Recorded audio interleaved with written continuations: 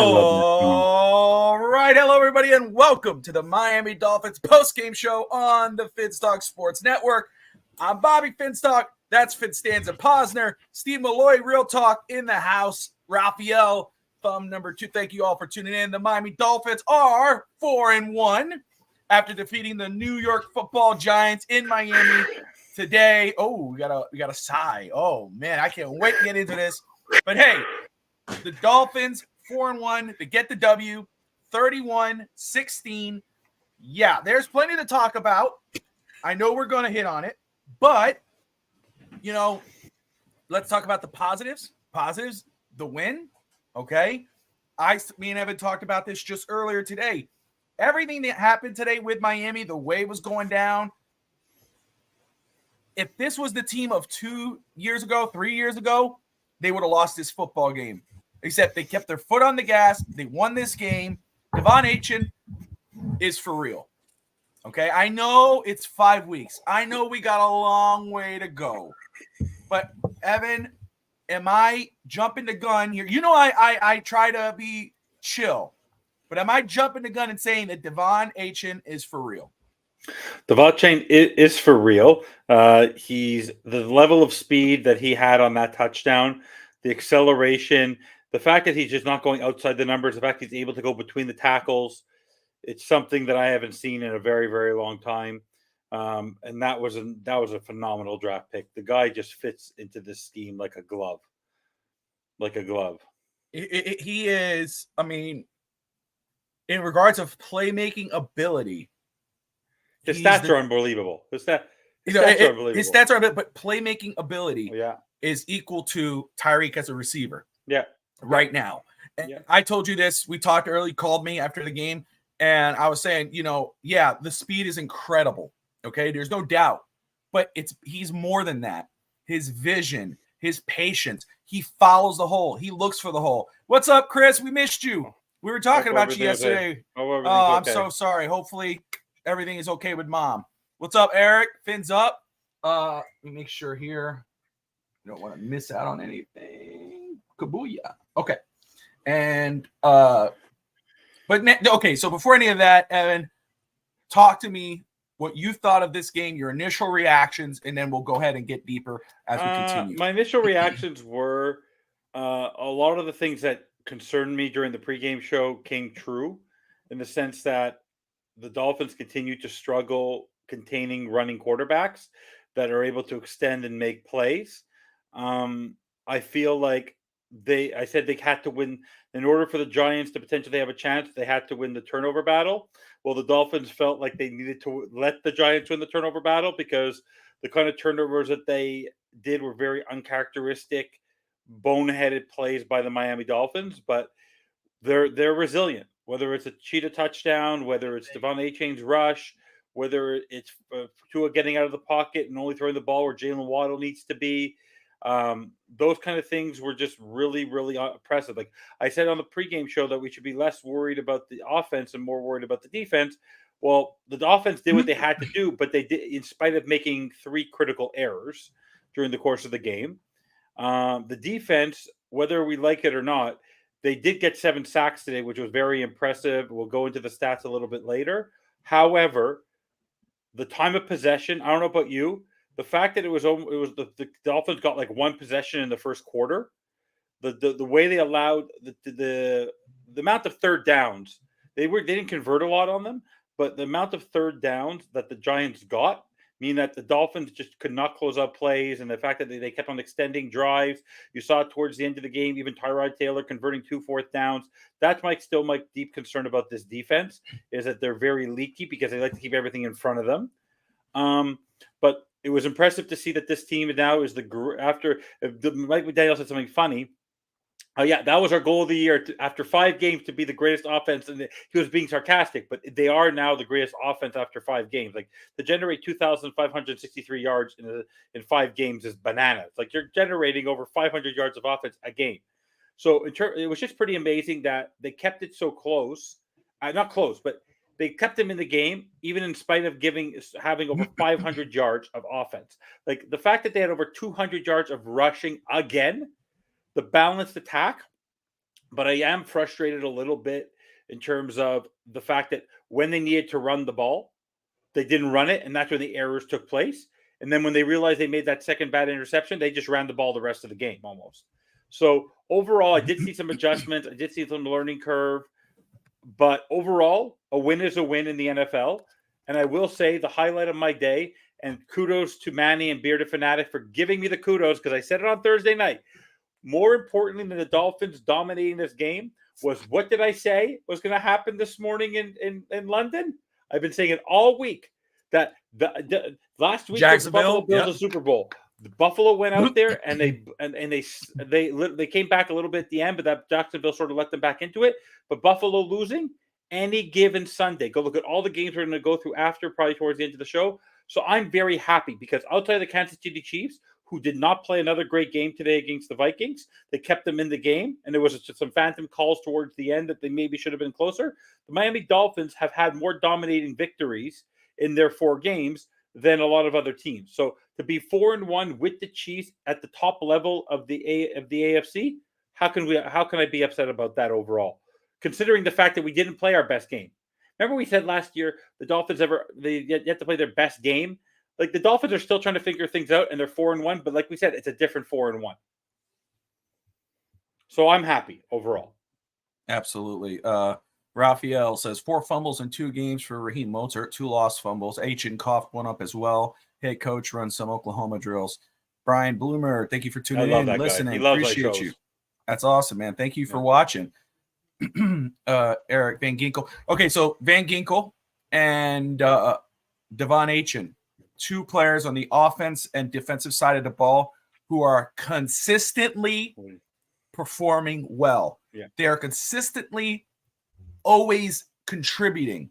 I mean, every time when their number is called, especially Achin, it's a positive. Yes, he's had a fumble. He's a rookie. I expect Mostert needs to get better. Mostert for sure, we need to rely on him to protect the football. But Van Ginkel, as many question marks we have on this defense, Van Ginkel is not one of them.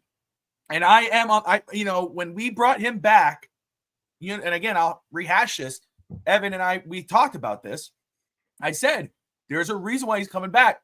Fangio has his eyes set in, whether it was McDaniel or Fangio, whoever said, hey, look, we need to bring him back because he has a role on this defense.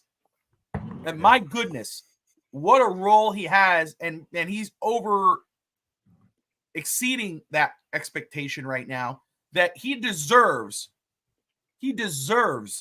a bigger contract, an extension, and a good amount of money coming in the offseason. So far, only 5 weeks, but a very good 5 weeks. Zach Sealer, great game overall, a solid game for him. Christian Wilkins looked okay. I mean, for somebody who wants over $20 million, I want a little more, but it is what it is. Head and shoulders need to hit up. Yeah. So let me make sure I want to talk about this. So let's just talk very quick. Let's go over the numbers. Tua, again, 22 of 30, 308 yards, 2 touchdowns, 2 picks. Overall, yes, we talk about everything, but let's say you take away those 2 picks, solid game. The 2 picks were not good picks. They were bad decisions. Those were on him. And he smiled after each one, knowing that he effed up. I think more it was. I think Dexter Lawrence and I think the defense was talking trash, and he just went, "All right, yeah, you got me on that one. Watch this." But he did. That one was an overthrow, and then the one in the end zone. I know people say, "Oh, it shouldn't be an interception." There was a pass interference on that play, but there was no business throwing the 3 guys. But other than that, the thing is, the Dolphins still won, so that drops to 2 picks. He's a quarterback who's smart enough to not make that mistake next week. He's going to learn from those. He saw the passer rating over 100. Okay, that's pretty good, all things considered. All things. And the W. So he'll learn from that. Yes, Steven Ross, he specifically looked for Van Ginkel and congratulated him. You know damn well he has his eyes on him. It's hard not to see Van Ginkel on tape or during that game. He is all over the place, and he's making contributing plays. Devon Achin. Okay, second round, right? No, third round pick. Again, when we were doing the draft, and I'm already working on draft stuff now just to be in preparation as I'm working stuff out. You know how I am, Evan. But during the draft process, we talked about running backs. We were talking about Charbonnet and this guy and that guy, this guy. Achane was in there, but he wasn't one of the. We get him. And right now, is there any rookie running back? And I love Jahmyr Gibbs. I did coming out. But maybe Detroit's not using him good enough. But is there any rookie running back right now better than Devon Achane? The only one they'll say is Bijan because of where he was picked, but not necessarily. Okay, and now that you say Bijan, I want to look at his number. I want to compare. I haven't looked. No, definitely his stats are better. But that's fair. I think that's fair because he's a higher pick. Absolutely, but we'll look. Overall, though, and again, I have to look at all numbers. He's our 1B. He's our 1A. He's getting more. He got more. But he has to be in the top 1, 2, or of rookie of the year right now. 100%. It's him and Nakua. The difference is that his team is winning and Nakua's team isn't. There's a difference. Let me see. I want to look at Bijan Robinson right now. I mean, we don't expect his numbers to be okay. Well, how can Bijan Robinson be better than him? And I'll tell you why. He has 364 yards. You want to know how many touchdowns Bijan Robinson has? Zilch. 0. So anybody who says Bijan Robinson is playing better, and not saying you said they would say that because he was drafted higher. Not saying that's what you said, but I'm saying if anybody does say that, they're off their rockers. Yeah. There's no way. There are no way. No. He's the leading rusher in the NFL in rushing yards, and I think he has 7 touchdowns, right? 7 touchdowns so far this season. Yeah, Mostert's up there too. For sure, but I'm talking about this rookie. Yeah. I'm talking about our rookie back that fans should be excited for right now. He's phenomenal. He's playing like a vet. And again, it's not just speed. People are going to talk about his speed. We haven't had this kind of rusher in a decade. Easy. His vision, his patience, hitting the hole, finding the holes. He makes the offensive line look very, very good. His second gear is phenomenal. It's him. It's not he makes the offensive line look very good. Yeah. Very good. Touchdowns count. They do. And Bijan Robinson has 0. And I like Bijan Robinson. But let me go back to H, and I want to go over his overall numbers right now for the season. 460 yards on the ground. He's the leading rusher in the NFL in terms of rushing yards. And running the ball, he has 5 touchdowns. But I think he has 2 receiving touchdowns. So that's a total of 7 overall. I mean, the dude is an impact player on this offense. And you think, you would think a player like him would be an afterthought to a Jalen Waddle, to a Tyreek Hill, but he's not. He's not. He's a contributor, a legit contributor on this offense. Am I wrong? Am I overhyping this? You know me. I don't like. Absolutely not. And he's doing this. He's the one guy who's doing this while sharing the running back room with Raheem Mostert. They're both in the top 10. That's pretty amazing to have 2 rushing. And Mostert had Mostert had a solid game. He kind of made up a little bit for last touchdowns too. Mostert yeah, absolutely. They've given us 14 touchdowns between the 2 of them. Last year, let's go. I think we can find the stats. Did our running back room give us 14 touchdowns total the entire season? And let me give you another number that I just saw, which is crazy. Remember, Bijan Robinson, who we know is special. We know he's a good back coming out of college. We think he's going to be good in the pros. 364 yards, 0 touchdowns. 67 attempts on the ground. Yeah. Devon Achane with 460 yards, 5 touchdowns, 38 attempts. I know, it's a joke. It's crazy. Jeez, Lou, dude. Yeah. Come on. It's pretty amazing. I'm trying to see if there was something here I could find. I really want to see something. Last year, Raheem Mostert, all of last year, had 3 touchdowns. Jeff Wilson had 3 touchdowns. Chase Edmonds had 2 touchdowns. Savon Ahmed had 1 touchdown. Okay, I think something like that, or something to that effect. Look, I'm convinced there. I have to think that was the case. They've had more touchdowns. I think they've had more touchdowns this year. They have more touchdowns than all the running backs had last year combined after 17 games. It's bananas. We're gonna have. Dude, and I don't want to jinx They're each going to have, I don't want to jinx each going to have like 10.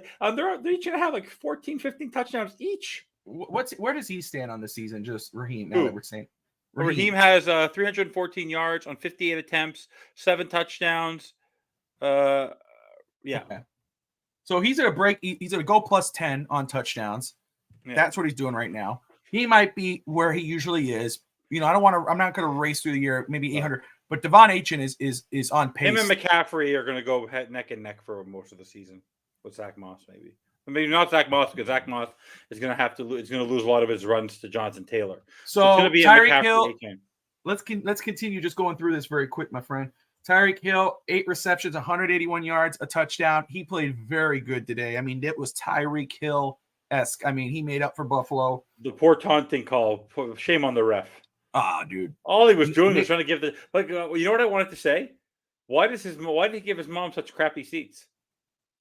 Dude, did you see that? I was a little shocked at how high up she was. No, it wasn't high up. She was sitting at the end zone. Like, you can't get her a seat. No, I mean, I know, but I mean, she had to go down the stairs, and that guy wouldn't give her the football. I was kind of loud. I was like, oh, dude, that By the poor way, guy. And he goes, "Don't mess with my mama. Do not mess with my mama." Is that what he said?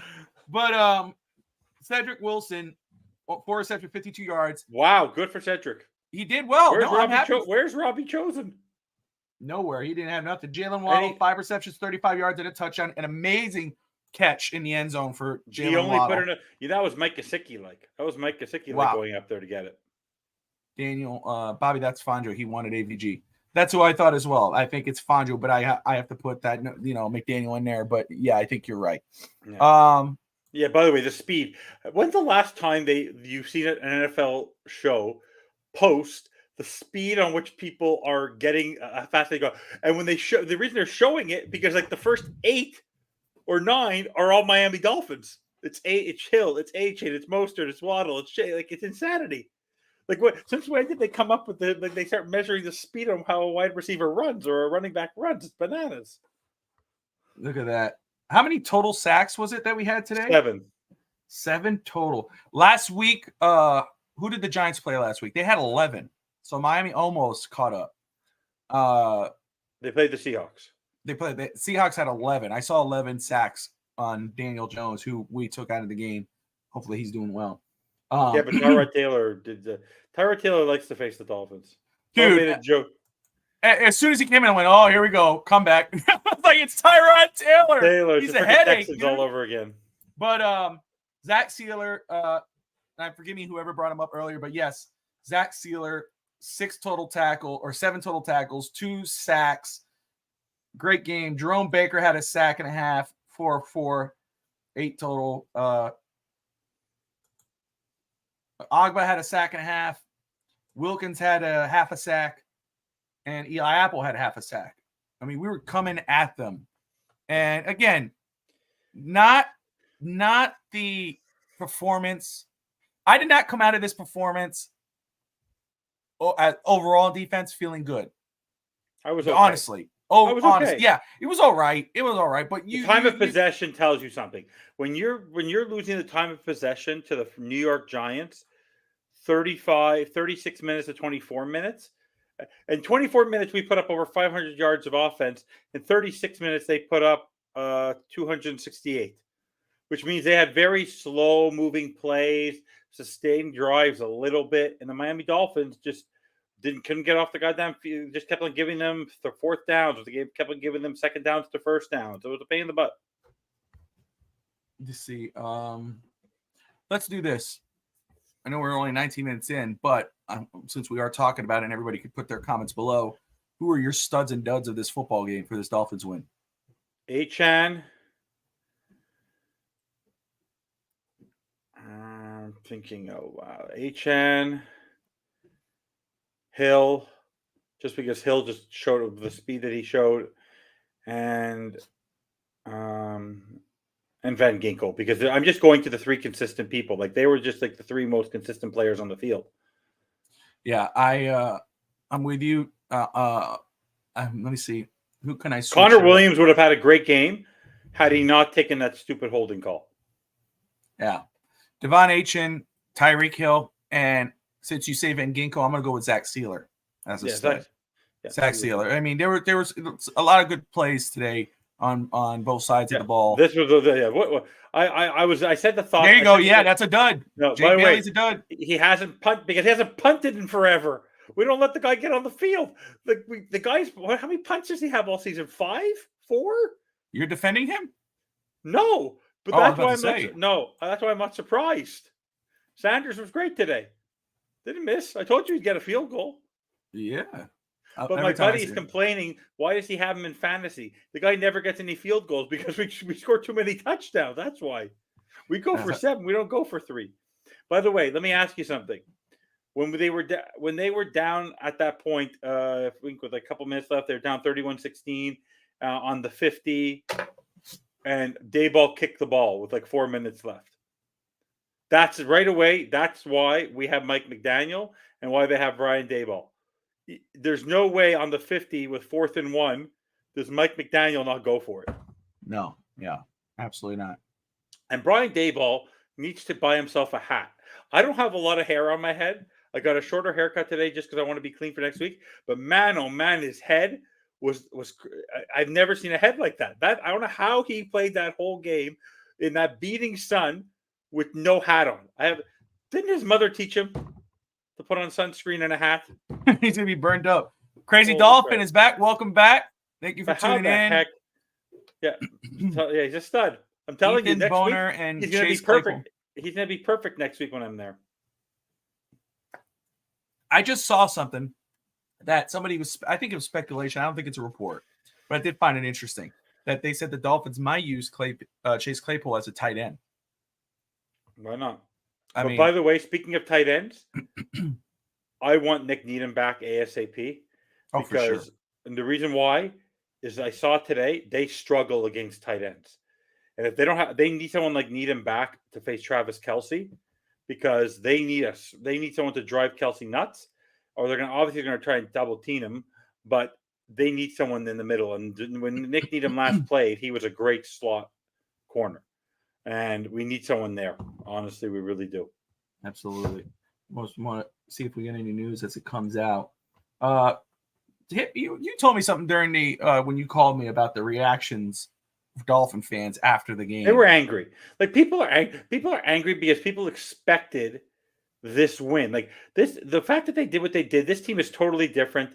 The fact that they put up 500 yards of offense, but people expect more now because people expect them to put the pedal to the metal. So when Tua made those 2 poor interceptions, that people are reverting back to Tua not being him, right? Because he threw 2 interceptions that could have been costly, or the fact that Tyrod Taylor twice on 4th down was able to convert these 4th downs, the fact that they fumbled the football, like they couldn't get to they got 7 sacks, but they also allowed plays to be made across the pocket and allowed sustained drives. So people, I guess it's more that the way the Miami Dolphins just are as a franchise and in terms of our fandom is that now with the fact that we have all these stars on paper and we have Vic Fangio and we have Mike McDaniel and we have Tyreek Hill and they expect more. So like to them, when you're facing a team like this, it's about putting if we would have won 42-14, no one say a word. But the fact that it was still one of those 2 possession games, and the Dolphins were punting 2 times in a row, people get annoyed by that. They expect more out of it, right? They're not used to the fact that look at the Kansas City Chiefs, another 1-score game against the Vikings, and it went down to the last 2 minutes, or the fact that up until the last 4 or 5 minutes of the game, the Rams were still in it with the Eagles. Like the fact that there were tight games all across the NFL today. But in the end, that's just how fans are. Like that's how we all are. Like at the end, the one word I use to describe this game to you, even though I'm proud that they won, is yuck. And the reason I said yuck is because the thing I said to you, every single game Tua seems to be making a critical error. And against the teams like the Eagles and the Chiefs and those kind of teams, you can't afford to make those errors. So why he's trying to put it into a window of 3 people in the end zone, or why on the first throw of the half he's forcing it into Tyreek Hill, like those are the kind of plays I say, Tua, use your running game. When your running game is averaging 12 yards a carry heading into the 3rd quarter, utilize your running game. Those are the things that frustrated me, was the fact that they were doing things that were not necessary in this game. And like I said, the one thing that was going to cost them that game was them beating themselves. And they allowed the game to stay not close, but they allowed this game to be more interesting than it needed to be throughout the whole game. It was just it was weird. It was just awkward. Let me just say to Eric, who has some good comments in there about the Eagles game, which is in 2 weeks. We could look look past the Panthers. Hopefully the Dolphins don't. Hopefully the Dolphins could play better, more solid, complete win against the Panthers, who are winless. Manny's in the house. Manny, bearded fanatic of the Battered Fin fans. Jason Sanders for MVP. Ooh, I haven't seen him in a while. Kenna, what's up, my man? Thank you for tuning in. Good to see you. Appreciate you coming in. Fins up. Good evening, Fitz Talk Sports Network and the Miami Dolphins chat. Excuse me for not greeting y'all on the panel. You're good. By the way, crazy. Talk about being crazy. Imagine what Hard Rock's going to feel like knowing that I'm in the building. Oh, George, gosh. Holy crap. There might be a rumble. There might be a rumble. That's right. You got the Carolina. Panthers did lose today. So they still wasn't even winless. Close. Yeah, they were winless. So obviously we're going to talk on that all week, but next week. But that again, the Dolphins team in general, we're different, right? Fans could overlook and say, "Oh, we got it," but Dolphins better not. Dolphins need to come in and get it done. Should be a blowout. It should be a win. I ain't worried about it. But you don't want to look past the Eagles. You don't want to look past the Panthers, looking at the Eagles and then get swept under. The Eagles are trying to figure themselves out. Their line is phenomenal, but at that point, well, the Dolphins need to have a. And against the Eagles, and again, we're looking past it, and I want to stick to this game, but the Dolphins need to play as they did with the Chargers, score fast, score often, and not against what they did against the Bills. Yeah. Oh, Manny, man, thank you, brother. I cannot. I already wait told to him where see he is. Officially meet you. Did you see him and I going on X? I tagged you. I did. I saw it. Yes, I can. Be in the same section. We'll catch up with him. And I want to know his gym regimen. I mean, I saw the whole pecs and pectoral muscles and six pack that he posted on X. Looking like Braun Strowman from WWE on that AI image. But man, yes, Chris, thank you so much, guys. If you're new to the channel, first off, thank you for watching. I called that one. Like and subscribe. We appreciate you. Also, go check out Rob of DolphinsThirsty.com. Check out his site, his YouTube show. Go check out Manny and Battered Fins fans. They got a great stuff over there as well. Bearded fanatic. By the way, I did make a prediction that the offensive line would have a better game. And Tua got sacked once. It happens. Lamb had a bad. Was it Lamb? I think it was on Lamb's side. I think he gave that up, or when they were crossing over. But besides that holding call, the offensive line seemed much more at ease because Tua had a lot more time in the pocket. He wasn't getting rid of it as fast as he normally does. He took his time today. Connor Williams was a key contributor to the sustained offensive line and their success in the first half. So let's do this. Let's run. Congratulations. Let's run down NFL Week 5 if you want to. What? I was right. And congratulations to Thirsty because he was the closest. He said 34-16. It was 31-16. So congratulations, Thirsty. Absolutely. It's funny when you're watching the game and you're looking at the score and go, oh my gosh, wait, I could be right. Come on, one more field goal. Do something. I already know what drinks I have to buy next week. I guess I know what you like. Is that Coke Zero or Coca-Cola straight? Coca-Cola. Straight up. Okay. Straight up, brother. That's I'm pretty it's pretty easy. Yes, I did. That'll be my claim to fame. Nothing's better. See, you know what made the Dolphins win more enjoyable? Like the fact that we didn't win by a big score. When the Bills lose and the Patriots get crushed, the Jets win, but the Jets beat the freaking they struggled to beat the Broncos, okay? The Broncos. So for me, the Bills losing gives me such pleasure.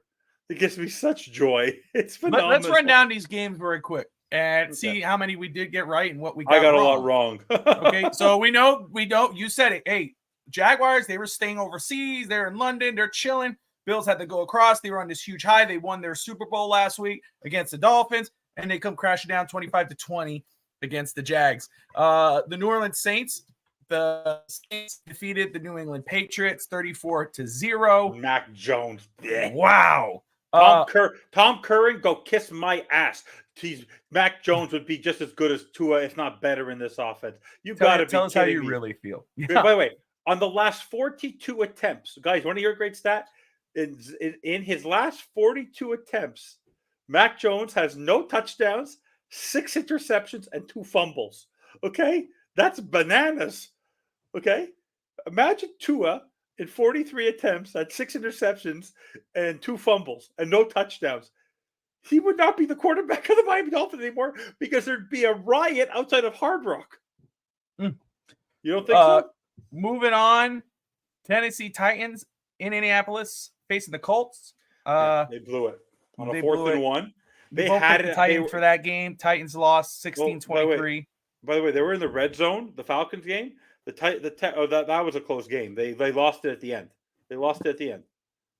The Baltimore Ravens. We both picked out the Ravens. They lost 17. No, you picked the Steelers. You picked the Steelers. No, I did not pick the Steelers. I picked the Ravens. No, you picked the Steelers. I did not. Oh, maybe we got confused. Oh, yeah, you did pick the Ravens. Yes, I did. Nice it was a very boring game. I heard it was a very. I don't mind being correct, but I'd like to be. I heard it was a very boring game. It looked like it, but hey, traditional football. The Lions beat the Panthers 42-24. We'll face the Panthers next week. We'll be watching that game live. Hopefully, it's in the same score. I think it will be. The Houston Texans. I think we both picked the Texans to beat the Falcons. Yeah, they had a 4th and they got stuffed on a 4th and 1 on the 2. That burns. The Texans. But hey, CJ Stroud is looking really good. Yeah, good. So I think to our friend Alex Brown and Alfred Matthews of No Holds Barred. Congratulations, you guys. Hey, Alfred, go check out Hollywood. Go look at your score on Sleeper today and go see who's kicking your ass. Oh my. Cincinnati beat the Cardinals 34-20. Oh, woohoo. The Philadelphia Eagles, I think they remain right. Yeah, they're undefeated. Yeah, they're the only undefeated 23-14. Don't worry, we'll give them their L. I don't know who they play next week. But we'll give them the first L. The Jets back in the win column, 31-21. We both picked the Jets. We picked the Jets. That Russell Wilson, oh my God, vomit. The Chiefs beat the Vikings 27-20. That was a bad call. They reversed a pass interference in the end zone. Wow. The Vikings should have tied that game. And active right now is Cowboys versus Niners, and Niners are up by 7. I picked the Cowboys. Evan picked the Niners for that game. So that's your week 5 roundup. Tell me I'm going to be right, and that's it. Yeah. You weren't right when I said the Dolphins were going to play the Buffalo Bills. He may not have no, he has Garrett Bowles. The problem with Russell Wilson is that he hurts himself. When he goes outside the pocket, he wasn't good with the football. Yeah, he has no O-line. No, Russell's just struggling. He needs struggling. He's been struggling for 2 years. I know. That's what I'm saying. He needs Pete Carroll. He made a mistake getting out of Seattle. I mean, he's exposed. Look at Geno Smith. That's what I'm saying. He got exposed. And I hate that for him, but it is what it is. Yeah. You should have played smart. Yeah. Wait, what's that? Who says that? DJ Khalid? Congratulations, you played yourself. That's what I think of. Yeah. Congratulations, you played yourself. And now look where you are. Yeah. And that kind of speaks volumes for Sean Payton. Supposedly this QB guru, offensive guru, it was more Drew Brees than it was Payton. It was more Pete Carroll than it was Russell Wilson. Match made in heaven for those two guys. It's weird because it was more Tom Brady than it was Bill Belichick. It was more Drew Brees than it was Sean Payton. It's more and it's now more Pete Carroll. But it was more Peyton Manning than it was Adam Gase. Exactly. And personally for me, this, and I think we'll both agree, we all love Tua, but it's more Mike McDaniel than it is Tua right now because Tua couldn't do this with another offensive coordinator. He's doing it with Mike McDaniel. Sometimes there's certain people who just fit well together. It's what it is. Pat Mahomes, we don't know how good Pat Mahomes would be without Andy Reid. We don't know that. We can say it, but we don't know it.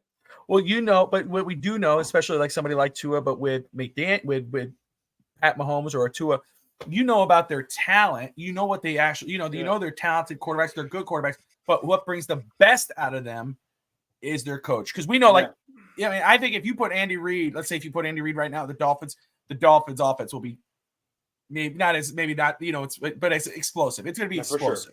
Sure. Absolutely. Not with the running game, but especially, the passing game will be a lot of fun. But with McDaniel, he figured out that the last time you were this excited about a running game? I think even with Reggie Bush and Ronnie Brown and J.J., this is Ricky Williams-esque. Okay? The This feeling. this, The this feeling. is Ricky Williams-esque. Yeah, You for sure. like you knew you understand. Let me ask you: the team last year, when Tua threw that bad second interception, right? Yeah. What happened? Next play last year, they would have kept throwing the ball. What Yep. they do? They ran the football. They ran. That worked. When you have a running game and your running game coordinator, your head coach, utilizes the running game, it makes quite a big difference, don't you think? Absolutely. Absolutely. Let me ask people in the comments here and see what if anybody. Oh, whoa.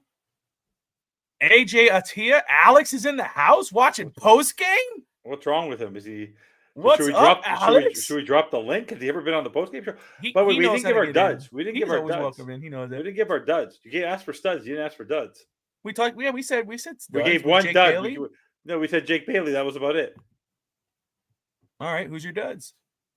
My duds? I'm going to give Tua a dud today, honestly, for 2 mistakes. He threw 1 interception, fine. The two were because he didn't learn his lesson. Like a lot previous 4 games, he only threw 1 bad pick. This is shades of Green Bay last year. Green Bay, he was injured. Today, it was him just trying to force things against a weaker team. So for me, it was his dud game in terms of the way he played overall. Like I think he wasn't as crisp as he normally is. Obviously Jake Bailey because he is what he is, but I honestly I was not super. X was fine today, so that's not a big deal. Apple was fine. Jerome Baker was fine. David Long didn't look great to me today. Like I just feel like the linebacker core is a little laughable, and he was our star free agent. So I wasn't very happy with David Long and that core of the linebacker, the middle linebacking core. And I wasn't. And I honestly, who else was not that great? Who else was a stud? I'll give it to Danny Crossman, and Danny Crossman only on this case. It was hesitation on it, and it got reversed. But the confusion that almost caused them to get the first down that we challenged. Danny Crossman, you have one job. Get the number of players you need to on the field. You have 4 downs to figure this out. You know if you're not going to get the 3rd down, you have to know who your personnel is to get on that field. And the fact that someone's running off the field, shame on you, Danny Crossman. Shame on you. Because now I'm not blaming Jason Sanders anymore. I'm blaming you. Oh, okay. Let me just go ahead and say very quick to Alex about Chase Claypool. We brought that up already as a tight end. He was on the bench today, by the way. He was there the whole game. Yeah. Well, I could see we talked about him being used as a tight end. It's being speculated, so we'll see what goes down. Are we buying one of those stand up to cancer t-shirts next week, you and me? They're very nice. I didn't see it. They were all wearing it today. The black, they're wearing the black with the the purple with the purple and the pink patch with the Dolphins logo on it. See when we get there. We'll see when we get there. Tua tried giving the game away, but the Giants offense couldn't do anything. So again, those 2 interceptions. Here we go. Right? No, hold on.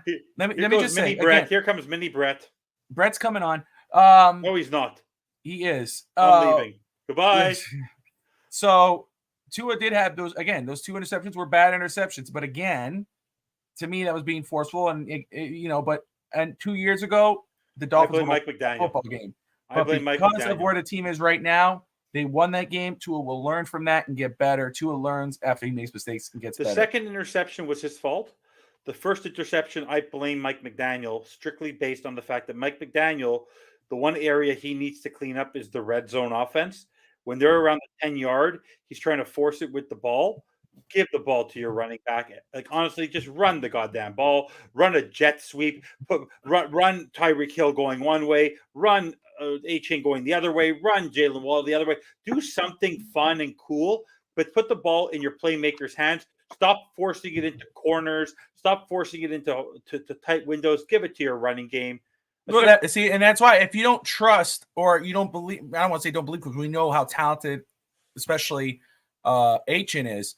But if you don't believe that you don't have that thumper to run into the end zone, The first time it was to his fault. He threw it. I agree with you, but absolutely. But he threw 3 consecutive throwing plays. Hunter, what's up, brother? Thank you for tuning in, my man. He threw 2 consecutive throwing plays on the 33-yard line when it should have been running plays. That second down should have been a running play. Chris Brooks was used today. I think I don't know what happened to Ingold, if he got hurt or not. But I do like seeing Chris Brooks get some action. We'll see. At the top of the division, it's only 5 weeks. Yeah, but that jet sweep and then really they jet sweep. The first running play of the game was phenomenal. It was how many teams do you know that run like a double, like fake handoff, and get 25 yards on the first play of the game on a running play? Bobby, when's the last time we had a running play to start off the game for 25 yards? That's what I'm saying. Like, what a momentum setter. My guys, let's see. The 49ers have punted. There you go. Ralph is yes, filling Josh, us in. I said he played like a dud today. He was not himself. Yeah, Evan called it. Evan's fair. I was hard on him. He made 2. The first thing Evan told me as soon as I answered the phone, he goes, "You know what I think of this game? Yuck." That's what he said. That's true. That's what he said. He's not being anything. The defense played okay, but against a Giants team, they allowed them to feel like they were in it too long. But yes, they did play well.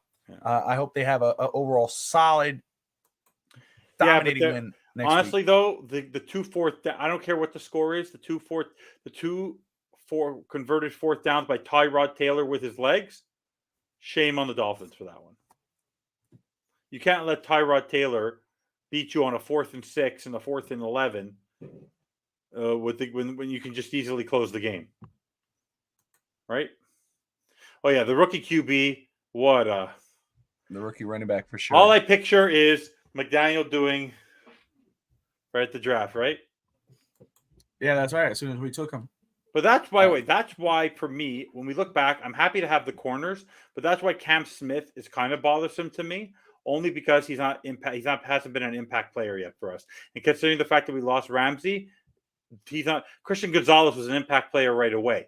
Like, he got injured, but he was there. Sauce Gardner was an impact player right away. That's my only frustration now with Cam Smith, is he's yet to take meaningful snaps for this team. So remember how I said the other day, or 2 weeks ago, when we were 170-20, how the St. Louis Rams, the greatest show on turf, never did 70 points. The New England Patriots with Randy Moss and Tom Brady never did 70 points. Now we know, and as you brought up, in 5 weeks, the Miami Dolphins, the most total yards in the first 5 games in history. The 2 other teams that were closest to them, the St. Louis Rams and the Patriots. The Dolphins, of course, at 2,568 yards right now. The St. Louis Rams, 2,527 yards. That was in 2000. And, of course, New England Patriots right after that, 2,476 yards, 2011. This Dolphins football team, no matter what you think about any individual player, any individual person in the organization, no matter what you think, there is no arguing or denying that this team already made history, but is on historic pace.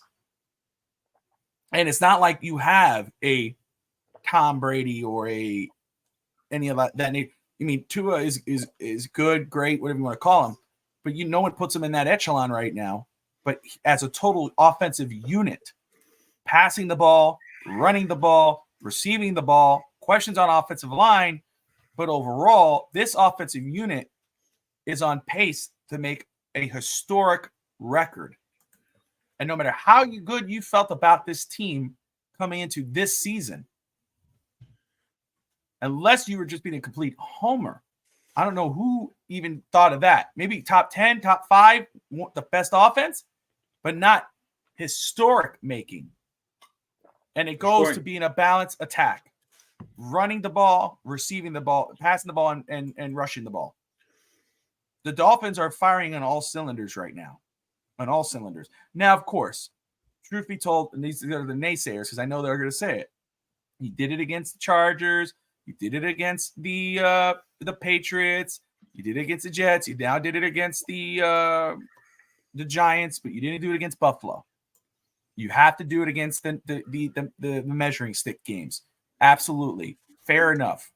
But you know what? Any given Sunday, the Dolphins are, and I agree, Absolutely. Steve, I agree. I want a Super Bowl. Have a good night. I'm leaving. See you. But I want a Super Bowl. Absolutely. I'm not worried about the records. Records will mean nothing if the Dolphins lose in the playoffs. But it's damn good to be a Dolphins fan when you're seeing what they can do on offense, especially playing a balanced attack. And the reason why Evan is saying that, because his best buddy on the FitSox Sports Network, the one who keeps him grounded, the one and only Brett Lagasse is in the house. Brett, what's up, my man? What's up, man? What's going on, brother? How you feeling? Pretty good. Well, I'm feeling about what? Well, first off, I knew you had some, you locked your keys in the car. Yeah, that was fun. That damn car, man. Project car is always fun. That's all this because gas prices are ridiculous. So, but Dolphins win today, 31-16 against the Giants. Of course, we just discussed, just about Evan described the game right after overall, just on feeling. What did you say? Yuck. Yes. Still a win. But the Bills losing. My reaction to the Bills losing, which I predicted every single day, and everyone gave me flack for it, was told you so. Oh, that's right. I mean, so they went over the pond. I mean, I'm not surprised though. I mean, I hate to agree with Bills fans, but it does kind of suck that Jacksonville got to stay over the pond for. They could have left earlier. They were supposed to go on Friday. They could have left on Tuesday. They could have left earlier. Well, yeah, no, I get that, but I mean, it does kind of suck because that is a long flight. But it's not an excuse to lose. What's up, Pamela? Good to see you, my friend.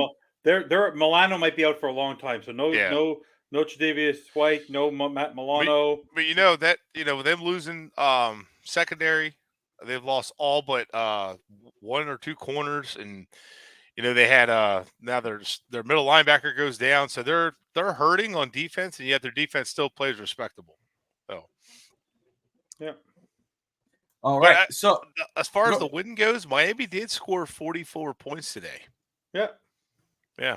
I mean, scored 31 on offense, and Tua spotted them 10, and then A-Chance spotted them 3. It's pretty good. Pretty good. It's pretty cool to score for both. It's pretty amazing. Talk about keeping us grounded, Brett. But what's sad is, I mean, we can't even force a turnover. That's getting frustrating to watch. Yeah, no, the turnover battle is killing me. Battle is killing me. We can't force turnovers. Defense still scares me. I don't know if you guys realized it, but if it wasn't for the Giants being inept, like the whole thing of playing X on one side and Apple on the other is so frustrating, but it's how zone defenses work. But that's why Kohu got worked last week, because they refused to switch sides and shadow. So all they did was just line up Diggs on Kohu on that side. So it's just like they started doing that with Waller, then stopped. Okay, why did you put Waller on X when you turn around? You had the matchup you liked on Apple, and then you stop. But like our linebackers are just struggling. I'm tired of seeing linebackers having to cover wide receivers. Fangio is going to have to start scheming because our defense is not good enough. It's just not championship caliber defense at all. And they cannot handle quarterbacks that like to move outside the pocket. Yeah, on the 2 plays that the Tyrod Taylor had on 4th down, the ease that he got those first downs. They go, what the heck? Only Van Ginkel caught him. Everybody vacates. Nobody plays discipline. And then Sealer Wilkins and Sealer Wilkins and AVG's already been playing good. Stepped up. Linebackers again were late to the ball. David Long looks like a mess. Yeah, so those guys are just frustrated to watch there. But the defensive line stepped up. Chubb made himself a couple plays, so I like to see that. I like seeing guys that have been wanting to step up, stepped up. Holland got his hand on the ball, so I like Holland was stepping up. Elliott is clearly the better safety for this defense over Brandon Jones. I hate to say it. So, and Kohu's tackling is a concern. Yeah. So. He had one nice tackle in the backfield for a loss. He had one. Yeah, he did. Consistency of tackling. Yeah, for sure. No, my big concern is the game like you're facing Kansas City. You saw it today with Waller. X got his hand in there. When we have to go face another stout tight end like Kelsey, like those corners, those safeties, unless Needham's maybe back, he might be our best option. I have no idea who's covering Kelsey. Well, Kelsey might not be there. How bad was that injury? He came back. Did he? Okay. He came back. So I worry about that. I worry about tight ends coverage again. Yeah. We've always struggled to cover tight ends is because of linebackers play. Yeah. So let me ask you this. I want to get into studs and duds. I'm still hearing them. He's still here. What happened? He said he's still here. Oh, he said he's still here. I'm still here. Okay. But studs and duds. I want to get into that, but before we get into that, no, let's roll that because I think you're going to say what I want, and I want to touch on the player. Who are your top 3 in studs and duds today for the Dolphins game, Brett? All if right, you have them, of course. Studs. Andrew Van Ginkel again, all over the Absolutely. place. Achane, even though he put the ball on the ground, his very next opportunity, long ass touchdown. You gotta love that. I'll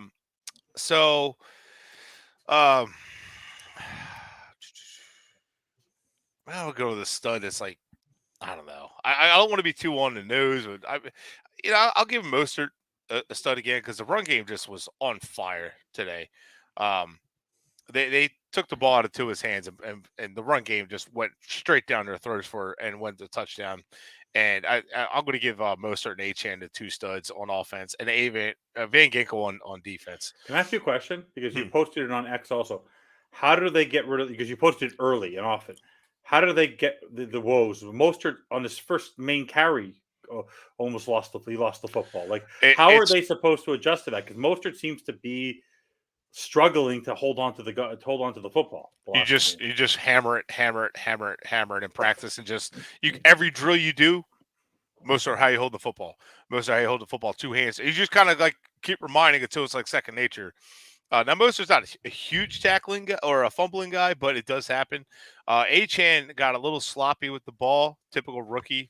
Didn't have it close to his body on that when he lost balance there, so he's going to have to just remember to tuck the ball a little tighter. Duds. This is gonna be fun. Duds. Again, Jerome Baker. He got 2 sacks. Lo and behold. Yeah, but it was kind of like he'd give a chase. But yeah, Jerome Baker overall, just again not good in coverage. Wasn't a whole lot of duds, honestly. I gave Tua a dud today. Shoot. I gave Tua a dud. You know what, Lamb? I'm giving Lamb a dud because he got bullied a few times. He missed a couple blocks. Thibodeau's sack was pretty bad. Yeah, that was just he got mauled. And then I'm going to say Tua was the final dud because those interceptions were terrible. I don't care that he hit Connor Williams' helmet because he's reading left to right on that play, and he stays to the left, gets pressured, panics, and throws the ball with Williams coming back to his face. When if he stays with it, steps up, there's a wide open passing lane. You watch Drew Brees in that situation, he'll find a passing lane and throw it. And he didn't have to panic. He panicked on 3rd and 7. He didn't. It was threw it at Waddle's feet. The 3rd and 1, he was late, and the receiver had to come back for the ball. Ended up getting short of the first down. He threw short of the sticks, even though the play was beyond the sticks. He was late. So Tua did not have a great game. I don't know who he was talking about needed to be humbled, but it seems like he needed to be humbled. Then he's saying that people aren't in the right position. So, like, what's happening here? So it sounds like he needs to step up as the leader and get that straight too. McDaniel needs to straighten that out. But overall, like, he puts up a performance like that against a good team, Buffalo, which he did, and it's not going to be good enough. And falling short on 3rd downs is not good. Now, some people are saying they should run more on 3rd downs, but if he's our franchise quarterback, he's looking for a contract to be the franchise. You have to complete those passes on 3rd down. You have to be on time. You have to make those, which should be like a routine throw. And whenever he has to get out, and he's pressured, he's starting to struggle again. And it's becoming kind of frustrating to watch when they run zone in the middle of the defense. That's where he's struggling for some reason. Can I ask Brett the question next? Okay, I'll ask you a question. Why? One area I find that McDaniel's struggling in his offensive scheme is in the red zone. Like I said this earlier, I posted it before. In the red zone, when Tua threw that interception, when they were on the 3-yard line, I think it was, they threw 2 consecutive passes. One was the pass interference, and then the other one was the 102 yards back. Why did they just not have faith in Mostert and Achane to get the ball in? Like, why, when they get to the red zone within the 5-yard, their first thought is not to run; it is to throw. I think it's the offensive line. I mean, it's weird because, like, when they took the ball after Tua's second interception, they took the ball to Tua's hands and ran the football down their throats, which they need to be doing more often. Yeah. And they're doing it with 3 different backs. All 3 backs are on the field at the same time. Even Ingold was out there. So they knew at some point they were running, but because of the versatility of these backs, they could throw the football to them. So you have to respect that. So they're running it, get creative, running it right down their throats. Now they're doing a lot of motions to run. And against some defenses, that's not going to work. So I get that. But you're in a red zone, you can run more, and they don't run as much. But for some reason, like they didn't run today. And I think it's like they don't trust an offensive line because they have struggled to run in the red zone with the offensive line. But, it's I don't know if it's they don't trust the offensive line to not like block, because a lot of times when you get to the red zone, you start getting that defense is tightening up shorter field. So you start getting the defenses playing the gaps more. So you start getting, instead of getting 4 down linemen, you might get like 5, 6 people doing a run blitz. You know what I mean? So you got all gaps taken care of. So now you really need your offensive line to step up. But the tight ends seem to be doing their job. You got Ingold, so I don't understand like why they're not running as much, but they want to throw. But with Tua, like what's weird, the first touchdown drive, he threw the ball. That tipped pass saved him a possible interception because he was throwing it to Waddle, and it looked like the ball was going to live in front of Waddle where the cornerback was. And if not, McKinney had tipped it, but Waddle was running the opposite direction, or running the direction where he looked like he wanted to throw it. But the next play, Waddle's covered up and he throws him open. Beautiful pass. It was like, that's textbook throw somebody open. Tight window, fit it right in. And it was like, that's great. So like you want to see that, but then like go back to what you said, it looked like the pass interference, which is a little on the line of pass interference. Waddle didn't really come back for the ball much. He just kind of was almost like he was just accepting that was pass interference. And we don't have a red zone threat to throw to, which is frustrating. Maybe that's why they went and got Chase Claypool.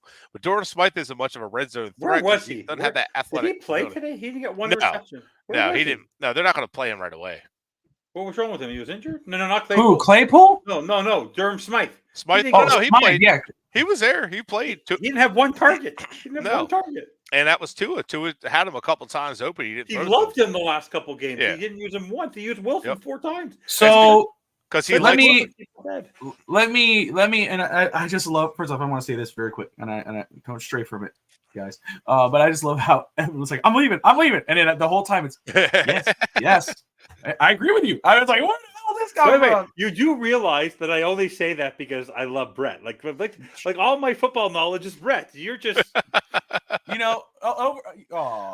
messed up. No, but I was gonna say was, we talk about overtime, which Brett and I brought back for, hopefully we get another one going. But what should really be the show should be called the Finn's Odd Couple. Starring Evan and Brett. That would be perfect. That's great. Straight up arguing the whole time. Now, Hunter said Waddle had a red zone touchdown. Yes, but you jumped. Wow, solid touchdown. Yeah, that was a beautiful. That was a nice pass where only Waddle could get it. It was a nice effort. Yeah, I'm talking about the other touchdown or the other pass. Like Waddle didn't really fight through the defender for the ball. If he did, it might have sold the pass interference, but. There's really not a whole red zone threat that go up and out jump, and Tua is aggressive in the red zone. That interception was bad because he was late and there was a triple coverage, and that's why you can't be late over the middle of the field. That's why between the numbers, if you're late, players are going to close in on it because they're going to watch where you're. A lot of guys when they're in zone are watching like where the quarterback's reading and they know where you're going. So when you throw late, you're coming back and defense has already shifted. And that's where that interception came from. And that was just boneheaded interception. And then he comes back, throws that other interception. It's like, that's the kind of play we can't have. And what's frustrating is the Eagles. We can't have that against the Chiefs. Yeah, you can't have it exactly. against Buffalo. Yeah. And that touchdown he threw to Tyreek down the seam, down the line was beautiful in the breadbasket, right? That was beautiful. It wasn't planned, by the way. That wasn't the call. Right. But he waited. He made that up. Right, which is fine. You could do that because you have confidence in each other. But the couple plays before, he threw it in a triple coverage over the middle of the time because he's forcing it. And I'm like, how can you go for making like a Skylar Thompson, like learning the quarterback position kind of decision to making this beautiful pass? Like, if you find that middle ground where he's just so hot and cold sometimes, it's like, my God, and he might be the luckiest quarterback I've ever seen because there's so many times he could have thrown an interception and it was dropped or it didn't, and the defenders weren't expecting them. Like, oh my God, like if he could find that consistency, it could be a lot better. And my problem is his mechanics and what makes him an accurate player, what makes him an accurate quarterback and able to throw the ball with some zip is his base. And when that falls apart, that's when he struggles. And if you watch him on the move, he can still throw on the move when he knows he can collect his feet under him. He does that with momentum. But when he like doesn't do that and like I call it panic because that's almost how his body language is. And he rushes it, and then the ball falls short, falls behind. If he could find consistency, that's going to be the key. Watch Tom Brady. Tom Brady's dropbacks look the exact same every single time. That's why when he got rushed up the middle, it ruined his momentum. So let me ask you this, Brett, because we were talking about Devon Achane, okay, and I know it's 5 weeks in, but I mean, this to me, and you know me, you and I are kind of in the same boat. You know, I like to take a step back and let things play out. But watching him, especially today, but you see the consistently putting up good games. You know, people could say it's just the speed, okay, but again, it's the vision, it's the patience to hit the hole, allowing your blocks to open up. And again, he's making the offensive line look better than what it is. You know, I said the first couple of weeks, I said, man, he kind of reminds me of a poor version of a Reggie Bush. But, you know, really, these last games, I even said earlier to Evan, I said, man, you got to roll a little bit of Chris Johnson. I just saw something pop up now that somebody said that. But 38 attempts rushing the ball, 460 yards rushing, second in the NFL, 12 yards per carry, first in the NFL, 5 rushing touchdowns, fifth in the NFL. Your thoughts on Devon Achane? How do you feel about him right now? Is he the real deal? And should he be considered for Rookie of the Year? I know it's early, but, you know, you got C.J. Stroud, who's 7 touchdowns, 0 picks, you know, playing well at quarterback for Houston. Bijan Robinson, who has no touchdowns, 67 carries, 300 and some odd yards. All higher carries, less yards, and way less touchdowns than Achane. Should Achane be considered Rookie of the Year? And how are you feeling about him? Is he the real deal? I mean, this is way too early to call Rookie of the Year. I mean, right now he's on a hell of a pace. He has an unreal and not really a sustainable yards per carry, I would say. With like when you're talking double-digit yards per carry, we know it's like a lot less of a volume than others. But like it seems like every time he touches the ball, he takes advantage of it. Now, I don't expect him. Like I would expect Bijan Robinson to have a more expanded role than him. I would expect like Bijan Robinson to easily get 20 to 25 carries a game, like 30 carries a game. You know what I mean? Like that's what you would expect from a guy like that. But for Achane, I would expect 15 to 20, but I expect him to slowly start using him as a receiver too, because he's a weapon. He's very patient, and you saw that on tape, which, you know, when we drafted him, I was a fan of. And I know McDaniel loved him, and I was excited about that because he fits the system, and he's decisive, but he's also more physical than people give him credit for, which is why my comparison was Work Done. So when he wore 28, I was like, That's true. This is you did perfect. Say that. Yeah. And he's like, so Work Done was a lot faster than people give him credit for, but he was very shifty and knew how to run behind his pads and knew how to play with some power for his size. And Work Done had himself a long career with the Buccaneers and the Falcons. And he had a lot of success in the same, not the same offense, but a zone blocking offense. And he's done very well. Achane has done very well with every opportunity he's got. Against Buffalo, game's over. And what he do? He almost took one to the house. You get the feeling that he's the kind of guy that's going to break a run every chance he gets. And eventually teams are going to start dialing in on that and start game planning for him and kind of putting some speed over there, but it's going to create issues elsewhere. So he creates another problem. Now, the only downfall you have with him is pass blocking. All smaller backs are just pass blocking. It's a lot to ask for them to block someone who outweighs him by 50, 60 pounds plus. You know what I mean? It's a lot to ask a running back to take on, hey, Achane, you're 190 pounds now. Now go block this linebacker that's 250. You know what I mean? That's hard to do. Oh, and by the way, he's got to run and start. So it's a lot to ask. So it's not that it's like a knock on him. It's just it's going to be difficult for him. And that's why Mostert gets so much starting time because of that. But Mostert and him create like this nice, fast backs. And the way they're using him is the defense is gassed. And they're trying to chase him. So he's a good back. He's more versatile than people want to give the people realize. He can run between the tackles better than people realize.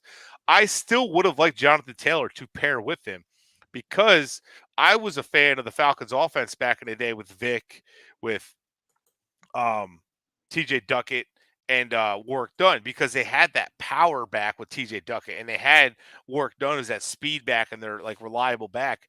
So I still think you can get a guy like with some power to run with him for short yardage, but you need the offensive line to be able to help with the short yardage, and that's the biggest hang up. But he's so fast that the lane doesn't have to be open for very long. And on that touchdown run, the lane was wide open. But what I want people to do when you go back and watch that highlight of his touchdown, watch it in slow-mo, definitely watch it from the all-22. Watch him as he gets the ball, and you're going to see it not slow, not stutter. He just eases and then accelerates smoothly through the hole. Like, he knew exactly when to accelerate. He doesn't accelerate too fast to the lane, and then now he's got to try to slow down and cut and all that.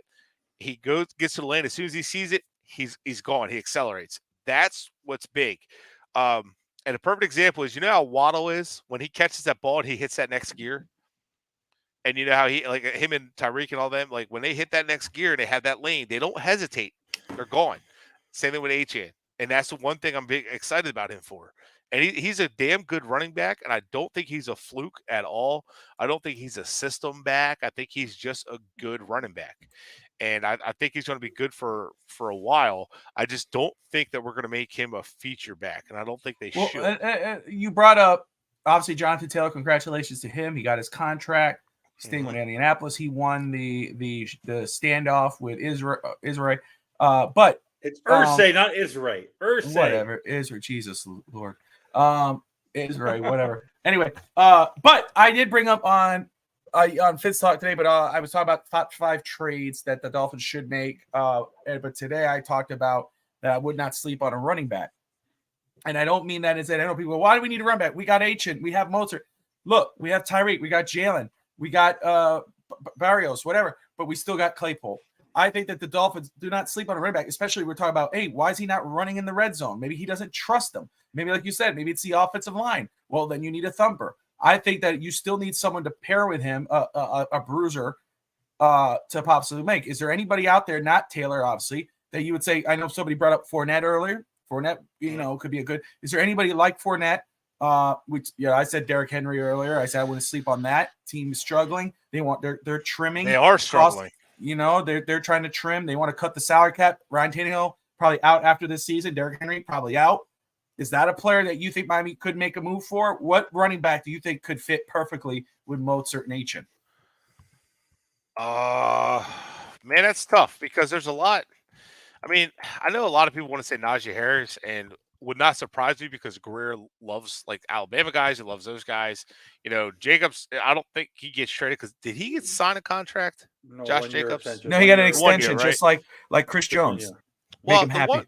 If the Giants continue to struggle, honestly could say Saquon could be on the block because if I'm the Giants, Saquon's on a 1-year deal, right? So I'm signing Saquon, or I'd trade Saquon now, get a pick out of him. And Jonathan Taylor kind of set the market where it's at, so you can kind of look at that. Like Derrick Henry obviously makes sense. He knows the system. Wow. You could kick the tires on Atlanta with Tyler Algier. But see, like we got Jeff Wilson coming back. Anytime soon? No, I don't think. I don't know. Like, see, I think so. Here's what I think about Jeff Wilson. Like, I like Jeff Wilson, but he lost his job a couple times in San Fran. He's a decent back. He's not great. However, he was an upgrade over Edmonds, and I feel like they were just trying to move on from Edmonds because it was a bad fit from the beginning, and that's why they signed Mostert in the first place. And then to make up for that, then they're like, we got to move on from Edmonds. He doesn't fit. Let's go get Wilson. He does fit. So I don't think they're married to him, but I think they brought them back just because it was easy. They knew the system. It's really hard to say, but honestly, I'd keep an eye out on maybe Tyler Algier as a dark horse kind of thing, or definitely keep an eye out for shoot. Dang it. I just lost my train of thought. Well, you said Saquon Barkley. Saquon Barkley, thank you. So, yeah, Saquon Barkley I think would be good. I know he's got an injury history, so it fits Greer's MO. But no, Saquon Barkley is a elite running back when he's healthy. And the thing is, you could get him, and he could play with Mostert, he could play with Achane, and then next year, hey, you can bring Mostert back if he's still good, and they could take. I think I think Giants would like Jeff Wilson. He's younger, and it could be a good swap of guys. And then the Giants, they're probably gonna be playing for picks. If I'm the Giants, hey, if I get a third, fourth round, if I get a fourth round for Saquon Barkley, I'm pretty happy because he's gonna walk. And then I gotta wait till 2025 to get a compensatory pick for him. Well, I could just get a pick now in 2024. So if I'm the Dolphins, I do that, maybe make it conditional, and then now you have a good back. And he also, here's the other thing, he also has the versatility that the other guys have. So now you can run those 3-back systems that you like to do. And now you can run all 3 running backs out there, and they don't know, hey, all 3 of these guys, Mostert, Achane, and Saquon, can shift out and line up out wide and create a mismatch. Now what are you going to do? Oh, crap, they're running reverses, and they still put a lot of pressure in their defense. And, hey, if I just line Saquon up and run, the offensive line is going to get better because Saquon can run through with a bad offensive line. He's done it with the Giants. Like, he carried the Giants' bad offensive line for a couple of years. So I think that kind of helps out there. And then you just look at other teams that could use some help that you could trade Wilkins to a team that might have a running back that's on the market. It just really depends on who's available, who has a fire sale, who's struggling. That's going to be the biggest thing. But hey, I know we're talking about running backs, but credit to Devon Achane and Raheem Mostert playing very well. They're on top of the league. I think they're the leading rushers together, aren't they, in the NFL right now? Yeah. So, one's one, but McCaffrey will pass. I'm talking about combined for sure. Yeah, leading rushing. Yeah. But good for McDaniel. You want to let the one kudos I'll give him. He figured out a balance. He's finally balancing the attack. Balance attack. Who would have? The only difference is, like I said, is red zone. I do not. You guys might not agree with this, but I actually think that the Dolphins should switch to a more heavy run offense. 100%.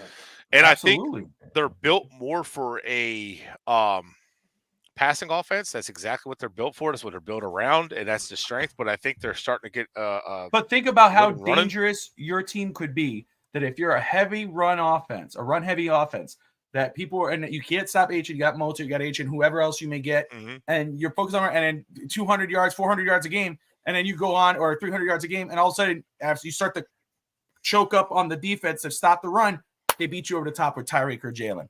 Yeah. Think about how dangerous the Dolphins could be if they actually did that. Yeah. You know, I agree 100%. I think they should. They got the firepower to do it now. They could do it.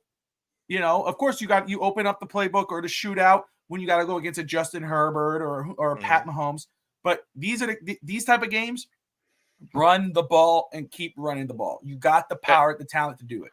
Well, they showed that and I think they did something today that they don't want to tip their hands. So they took the ball out of Tua's hands after that issue, after he threw those interceptions. And I think what they were doing was kind of like, all right, we're going to go with the run attack because it's like the passing attack is starting to struggle.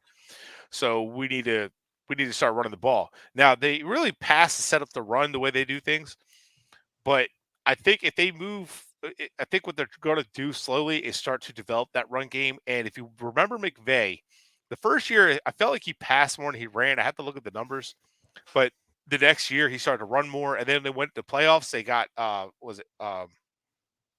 C.J. Anderson. And they started really running the football and pounding the football and running down teams' throats. And I do, because of the backs we have, I like the depth and versatility and rotation of backs. And I think we have guys that can rotate well. I don't know if you guys saw, but Brooks was on the field a lot near the end on that when they were running. I mean, they were pretty much running a wildcat with Tua. It's almost what it seemed because they had running backs all over the field and they were running reverses, and it was a wildcat. But you get what I'm saying. They got 2 running backs in the backfield, one split out wide. And it was just like you don't know what they're going to do, and it created some confusion. And it was almost like a pistol offense too, and it worked. And I saw Brooks out there in that big touchdown run. Brooks actually laid a nice block. So I also don't think we should sleep on Brooks, because I think Brooks honestly should get some more touches. And maybe he will as the season goes on. I don't know, but he hasn't so far, but I would like to see it. I'm just afraid when Jeff Wilson comes back, Brooks will get kind of booted back to the practice squad. So I want to say this because Pamela, Saquon is a complete beast, but I don't think we need him. I want to see us use the tight end position. Smythe is great. What about Kyle Pitts? I don't know if Falcons are ready to move on so fast with Kyle Pitts. I would love it, but Raphael brings up Kittle. I would have to say that would probably be the guy that I could see. That's not what he meant. He meant Kittle was wide open on the touchdown. I know what he said. I know what he meant. I'm saying George Kittle would be the tight end that I could see Miami going after. So the thing is, their passing style is more borrowed from the Mike Martz, and the Mike Martz system didn't use tight ends. They had Brandon Malayuna. New attitude, welcome. Roland was something Roland, but their tight ends were like big tight ends. They were like an extension of linemen. I mean, they were pretty much just blocking tight ends that would go out and catch the ball every now and then. So this offense really takes from that, where the tight ends really aren't used that much. Julian Hill has done a good job as a blocker for a rookie. And they really don't use that position. Although I wonder if Claypool is that guy, because they did show interest in Higgins to move into tight end, and they tried it with Tanner Connor. So is Claypool going to be that? And I don't have a lot of faith that Claypool will turn around, although he had some success with Pittsburgh and that offense. So we'll see what happens. I'm not going to just sit there and say, oh, yep, we got a winner in Claypool. Could it be? Yeah, sure. But he's 25 years old. So yeah, sure. I mean, like, we only gave up a 7th or a 6th round pick for him, just swap picks, so it's a win-win. Like, he doesn't work out, okay, whatever, see you later. We didn't need you anyway. Like, it wasn't that big of a deal. But it was nice to see Cedric Wilson getting some looks today. Even though they had to scheme him open, it worked pretty good. He made some nice catches. It was nice to see Rosen got on the field, but it was nice to see that Wilson was hitting on the field more. And it was nice to see that, like, they're starting to scheme guys. So I think offensively, where they really need to just get better at is consistently blocking up front and guys doing their job and lining up like they're supposed to, and not getting cocky and staying focused. I think that's our biggest hang up on offense. Because you saw them all laughing and joking that an interception was thrown. So it's like, who knows? Maybe Tua threw a bad pass, but it was a bad route. So who knows? I don't know. But so let's ask this, because we are past the hour, and I know you've had a crazy day, and we've been celebrating, and we're getting ready to do our travels and just keep prepping for that. But next, after what you saw today, I don't want to look past the Panthers here. Let's stick with the Panthers. But after what you saw today, do you have any concern against the Panthers next week for the Dolphins? Oh yeah, I mean, look, this game, arrogance, I think, shot this team in the foot. This team should have been up 28-3 at one point. Hey, Jason Sanders made a kick. So, I mean, like, Jake Bailey kicked 20 yards. They should have just gone for it. Well, yeah. 20 yards. 20 in his defense, he didn't punt all day. That's what I said. Cold. He hasn't punted all season. Right, so, no, I mean, Jake Bailey's such a good punter, though. Next punt, he booted it. So, yeah. But no, so I have some concerns. Special teams with Crossman is still communication issues. That whole thing with 12 men, 11. Yeah. I don't care that it wasn't a penalty, but the fact that the 11th man ran off the field, like, come on, Bobby, get that straight. Was he listening to me earlier? Yeah, I think I honestly pray we're symbiotic. I said this right before he came on, because that's a coaching issue. Yeah. That's got to get straightened out. And so I have some concerns defensively. I have some concerns offensively, but I'm not too stressed about the Panthers. But again, I'm stressed about how, like, the Dolphins will present themselves in this game. They can't come in with the attitude. They almost came with the attitude against the Giants, like, oh yeah, these guys ain't nothing. And even though Wilkins was saying they weren't.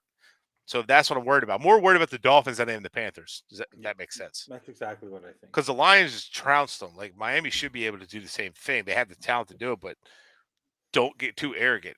We haven't beat anybody to be arrogant. Coming off that ass whooping by the Bills, we are not in a position to be arrogant still. Like, we have to prove ourselves. And you want to get fair. I think it's fair. Yeah, absolutely. And you want to get a good momentum, get good habits going, because we got Philly after that. Then you got New England. Then you're Kansas City. KC next. Yeah, Kansas City, then New England, then the bye. So no, it's before. No, it's New England. 22nd. We have the 15th, the Panthers, and we go. Then it's 22nd against the Philly. Then it's the Patriots at home. Then and then Kansas City and London. So, like, we got to be focused, because I mean, like, you got this stretch is not going to be easy, in my opinion. You got the Panthers at home, then you go on the road to Philly. It's already a tough environment. Then you go on, and we've beat them past a couple times, so they're ready for us. They're tired of losing to us. So yeah, that's my concern. So yeah, so they're 0-5 now. So, but anyway, let's start getting ready to wrap this up. First off, I want to thank everybody for tuning in. New attitude. you know what? You might be onto something. I don't know if Wilson's going to come back or not, but if he does come back and Miami puts him in, they could try to move him via trade. They might even showcase him. I don't know who would give up what. Probably get a 6th round pick for him, but still, or he might be helping us in a playoff run in that red zone offense, goal line offense. But Brooks, again, I don't know what happened to Ingold today, but he did come in and showed out a little bit, got some opportunities. That was good. AVG, again, Van Ginkel and HN are the consistent playmakers on both sides of the ball. I'm happy to see that. Oh, you didn't see my tweet. You didn't see my tweet about Ingold. He lined up actually out wide in trips a few times. Did he? They threw a screen and he blocked. It was he actually blocked a couple guys and it was standing there as he got tackled. It's like, well, I blocked my guys. There's nobody here. It was, but I like seeing it. He did excellent blocking on Mostert's run that got called back because of Williams. Oh, dude. By the way, you know how Williams got the holding penalty? Because he didn't want to fall and he was holding onto the guy to keep his balance and he fell on the guy. You know what? That happens. It happens. I wasn't even mad about that. I was like, whatever, it happens. Yeah. I think Miami keeps possibly trades away 31. Raheem. I don't know if they would trade away. No, they love. They love Raheem, dude. He's a leader. He's guiding HN. He knows the system. He's a constant professional. That's just an opinion, Ralph. I mean, Raphael. I don't want you to think we're not saying that. We're just saying that's just my opinion. I don't agree with that. I think Wilson would be the one because he's not involved in this right now. Mozart on the field and off the field has a lot to do with what's going on with Miami's offense right now. So, especially with the rookie back, as Brett has said. Evan, any final words before we wrap it up, brother? I'm not concerned about next week, only in the sense that, like I said today, if Miami ever struggles in a football game the way they have, it's when they beat themselves. If they make consistent boneheaded mistakes, they're not getting off the field on 4th down, making bad interception plays. Like, keep it really simple. Like, my frustration, like I said, in the red zone is you have to try and run it first on 1st and 2nd down. Then, honestly, if you can't get it on 3rd down, throw the ball. And then if you have to get a kick or try for it on 4th, fine. But I don't understand that. That's my biggest concern there. But overall, a win is a win. We're 4-1. Yeah. The Chiefs have not looked great this season. They're 4-1, but they have not looked great. They almost lost to the Vikings today. It was not a tight game. Philly was in it with every game has been tight. Every game has been tight in most of these leagues so far today. Every team has struggled. Look at the Ravens. They lost to the Steelers. So for overall, the Dolphins are in a good place. Yeah. Overall, and they're yet to play their best football. So let's just say the fact that they've yet to play their best football and they're 4-1. I'll take that. So let me just say very quick. I want to get Brett's final words before we wrap it up. But Pamela says she will be there next week. We will too, Pamela. Evan and I will both be at the Carolina Panthers. We'll be in Miami for that game. So hopefully we will get to see you. That would be awesome. We'll be in Orange 12. We'll be there just on the southwest. Absolutely, and we'll be snapping it through X, throughout the game, and we'll have pregame, and so just message us, me on Twitter, whomever. Let us know where you're at, or we could bump into each other after the game, if anything, or during the game, whenever we can. I would love to get to know and see everybody as I'm down there. Brett, any final words, brother? There's no I in team. You know what? I'm going to give I'll give a couple positives. One, the Dolphins played sloppy. Lost the turnover battle, and still won. Good teams do that. Right, 500 yards of offense. Right. So that shows we're at least a playoff contender, that we can only beat ourselves. And it reminds you of kind of like the Texans last year. Best part is learn from it. And they've done well. They scored, 30 points? Only 2 games they didn't score 30 points against New England and the Bills. So, I mean, they've scored a minimum of 30 points. They could score on offense. They're explosive. You just got to keep working. They have to keep getting better. That's it.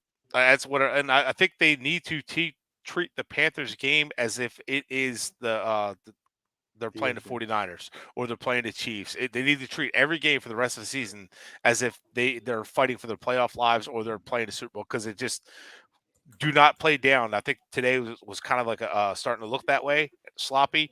And when Tua said guys weren't lined up right, that just means they're getting a little arrogant. Just slow down. Let's get what got us to this 4-1 start and get back to it. And I think that but they have the talent. They have the talent to beat everybody on their schedule. But honestly, the way they're playing this year, their tough games are all away. Like, I understand they have Dallas in December, but their 2 toughest games are going to be Kansas City and the Eagles. Those are going to be on the road. I don't know if you know this as a stat. They're 14-2 in their last 16 home games, regular season home games. They haven't done this since 01-02. Like they have a true home field advantage, and I think this year they have to take advantage of it. And they have to. The key to them really making the playoffs and being strong, they have to go maybe they lose one, whatever, but they have to go 7-1 or 8-0 at home. They 100% they have to. They have to win that. Right, real quick, I said before the bye week I wanted them to be no more than 2 losses, and of the winning teams that they were going to face, the Bills, the Chiefs, and the Eagles, I was hoping they would only lose one of those 3 games. So I hope we can get through this stretch only 1 loss. That would be huge going into the bye week, and then getting that home stretch after. So I hope we go to the bye week with only maybe at most 2 losses. Yeah. So and just hit the ground running. Yeah, and if we you're know going the to lose Bills to the Chiefs, at least make it a fight all the way to the end. Do not roll over like we did against the Bills. And we know the Bills are going to get a win next week because they're facing the Giants. And let's just say, and I just want to say, because Pamela's absolutely right. Right. I know. Unless they lay an egg. Unless they lay an egg. Any given Sunday. Well, that's why, like, Pamela's right, and I agree. That we should be able to beat the Panthers. We should win that game, but don't sleep on any opponent. And fans could do it, but the Dolphins cannot. They cannot overlook the Panthers. Do not get embarrassed in Miami, especially if Evan and I are in the audience. Oh, gee. Could you imagine if I'm in the stadium and we lose? I might actually be arrested. I might have to jump over. I might just walk home. I will not get in the car. I will walk back to Hialeah from there. But anyway, guys, thank you all. We still got a post-game show to do. I know. Chris, Pamela, Kenna, Ralph, but they're really falling apart. Steve, everyone. Let me make sure I don't want to miss too many people. Hunter, of course, New Attitude, Dolphin, everyone, Eric, Kenna's back, love it. Josh Wingate, 14-7, they just scored. There you go, Crazy Dolphin, Manny, everyone. Thank you all for tuning in. Whether you're watching Daniel, watching Twitter, Facebook, YouTube, Twitch. We appreciate you. If you haven't yet, smash that like and subscribe button. We'll have, of course, all week of great Miami Dolphins content. We'll be live on location on a few spots. We got great content overall on the channel. Soccer, wrestling, basketball. East 10th Street Boys tomorrow. We'll talk more Dolphins. We'll talk Heat. We'll talk basketball. All of the above. So until then, Evan will be traveling on Thursday night. I'll be there Friday afternoon to Florida. So until then, like, subscribe, and most importantly, as always, fins up. See you guys next time. Rest the best.